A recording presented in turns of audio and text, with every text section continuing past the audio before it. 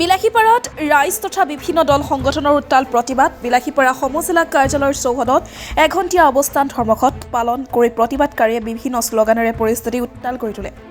বিলাসীপাৰাৰ বৃহত্তৰ চৰাঞ্চলত মহাবাহু ব্ৰহ্মপুত্ৰৰ গৰাখহনীয়া ৰাস্তা ঘাটৰ বিভিন্ন সমস্যাক লৈ সাব্যস্ত কৰে এই প্ৰতিবাদ। মায়াৰচৰ বাহিৰ চুৱাপাতা আদি অঞ্চলত ব্ৰহ্মপুত্ৰৰ উপনৈ গৰাখহনীয়াত হাজাৰ হাজাৰ বিঘা কৃষিভূমি আৰু কৃষণ নদীৰ বুকুত জাহ গৈছে।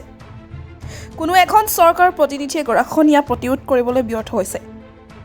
প্ৰতিবাদকাৰীসকলে বিজেপি চৰকাৰ মুৰ্দাবাদ, নদীবান্ধৰ স্থায়ী সমাধা কৰক আদি বিভিন্ন শ্লোগানেৰে উত্তাল প্ৰতিবাদ সাব্যস্ত কৰে। পিছত জিলাধিপতিৰ জৰিয়তে মুখ্যমন্ত্ৰীলৈ 4 দফীয়া দাবী সম্বলিত এখন স্মাৰক পত্ৰ প্ৰেৰণ কৰে।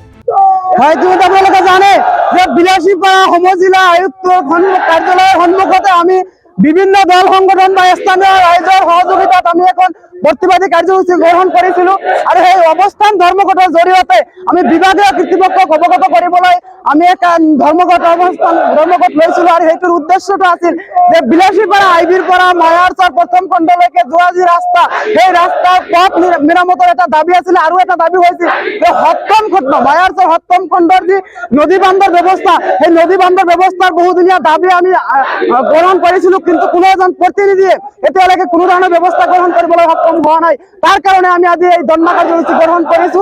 অনাগত দিনত আমি চৰকাৰী কাৰ্যালয় আমি ঘেৰাও কৰি প্ৰতিবাদ কৰিবলৈ আমি বাধ্য থাকিম যদিহে এই ৰাস্তা বা এই আপোনাৰ যি নদী বান্ধৰ ব্যৱস্থা সেয়া গ্ৰহণ কৰা নহয়। গতিকে আমি দাবী উত্থাপন কৰিছো খুব কম সময়ৰ ভিতৰত PWD বিভাগৰ যি মিনিষ্টাৰ তেখেতৰ দৃষ্টিগোচৰ কৰিব বিচাৰিছো, তেখেতে খুব কম সময়ৰ ভিতৰত আমাৰ ৰাস্তাৰ কামটো সম্পূৰ্ণ কৰে, তাৰ কাৰণে আমি দাবী উত্থাপন কৰিছো।